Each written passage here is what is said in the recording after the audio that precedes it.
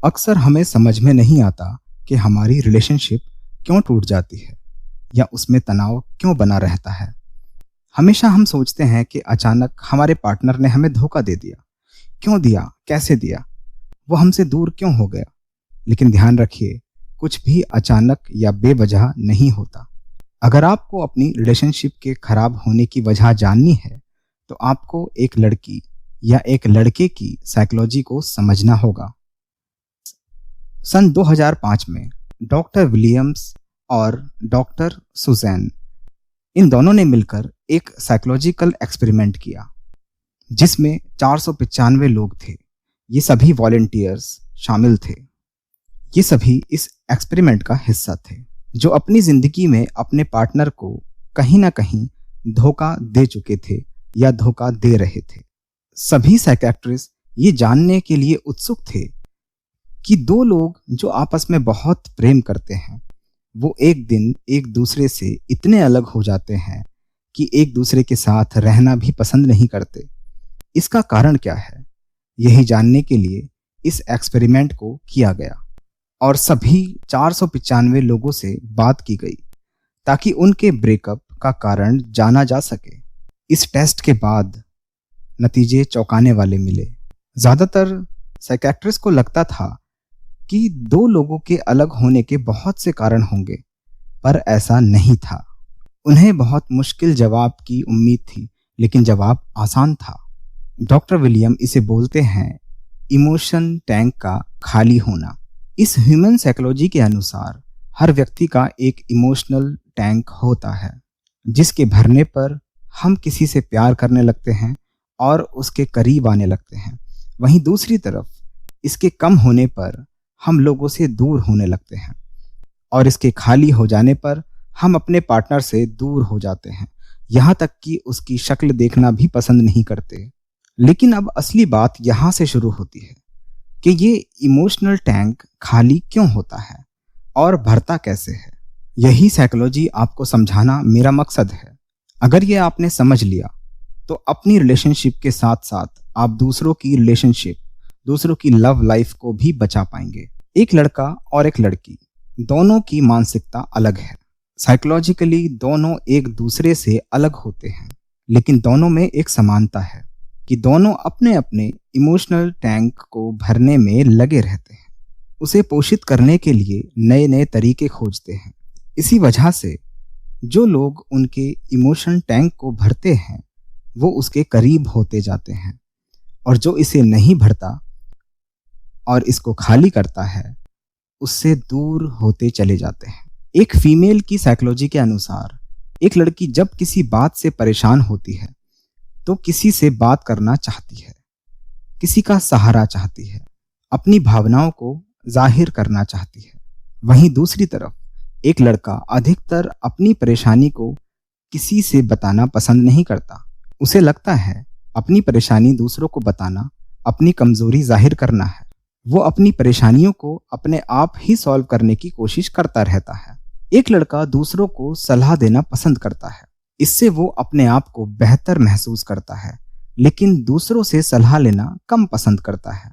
और यहीं पहली परेशानी खड़ी होती है।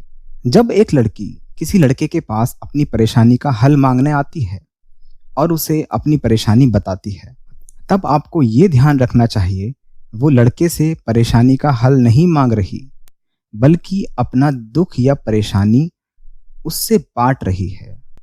उसको सिर्फ एक ऐसा इंसान चाहिए जो उसे समझे और उसकी बातों को सुने। ऐसा होने पर एक लड़की अच्छा महसूस करती है और उसका इमोशन टैंक भरने लगता है। लेकिन एक लड़का हमेशा से ये जानता है कि अगर कोई भी व्यक्ति उससे बात करे या अपनी परेशानी बताए तो उसे उसका उपाय बताना चाहिए। वो हमेशा सॉल्यूशंस देने के बारे में सोचता है, और यही गलती एक लड़का अपने पार्टनर के साथ भी कर देता है। वो लड़की की परेशानी को सुनता है और उसे उसका सॉल्यूशन देने लगता है, लेकिन लड़की अपनी परेशानी बार बार दोहराती रहती है। उसको कोई फर्क नहीं पड़ता। फिर लड़का अपना डोमिनेटिंग रूप दिखाता है और थोड़ा भारी आवाज में समझाता है, तेज आवाज में समझाता है, और उसे लगता है कि मैं इसको समझा नहीं पा रहा, तो कहीं ना कहीं मेरे समझाने में ही कमी है।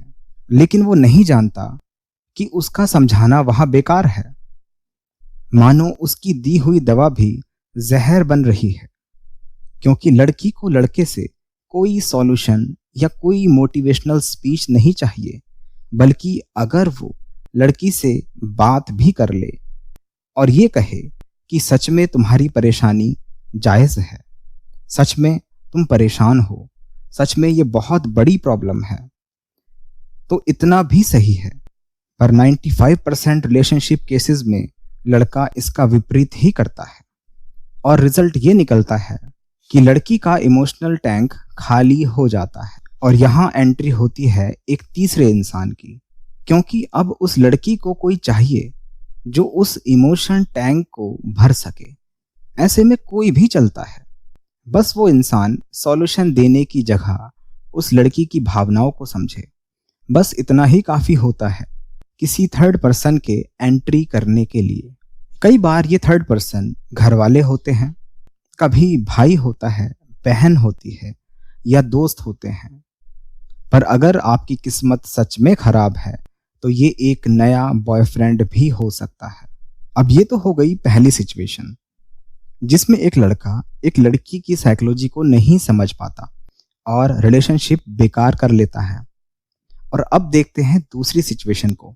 इस सिचुएशन में होता है कि लड़का अपने पार्टनर से कुछ समय के लिए बात नहीं कर रहा होता, सही तरीके से बिहेव नहीं कर रहा होता, पहले की तरह मिलता नहीं है, रूडली बिहेव करता है। उस समय पर एक लड़की को लगता है कि उसका पार्टनर उसे छोड़ने वाला है या उसकी लाइफ में कोई और आ गई है, और लड़की अपने आप में कुछ ना कुछ कमी ढूंढने लगती है। लेकिन यहाँ बॉयज की साइकोलॉजी को समझना भी पड़ेगा। एक लड़के का इमोशनल टैंक समय समय पर बिना किसी वजह के खाली होने लगता है और वो नहीं जानता कि क्या हो रहा है, उसका व्यवहार क्यों बदल रहा है, उसका प्यार कम क्यों हो रहा है, वो अपने पार्टनर का साथ क्यों नहीं पसंद कर रहा। लेकिन ऐसा होना स्वाभाविक है। लड़कों का इमोशन टैंक हमेशा भरा नहीं होता, वो समय समय पर खाली होने लगता है। ये प्रक्रिया कुदरती है, इसमें हम किसी लड़के या लड़की को या किसी हालात को दोष नहीं दे सकते।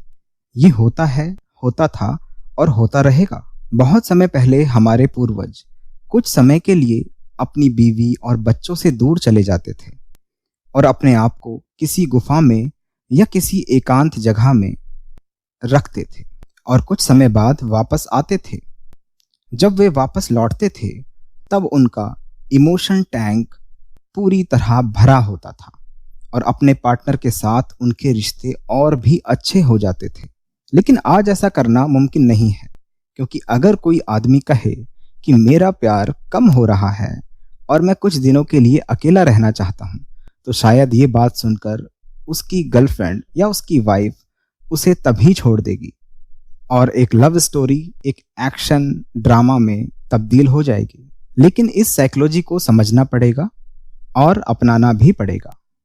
लेकिन लड़कियां इसको समझने की बजाय अपने पार्टनर से जवाब मांगती हैं, उसे ये जताती हैं कि वो गलत कर रहा है। हालांकि एक मर्द को मालूम है कि यहाँ उसकी गलती है, पर असली गलती है क्या ये वो समझ नहीं पाता और आखिरकार उसे गलत फैसले लेने पड़ते हैं।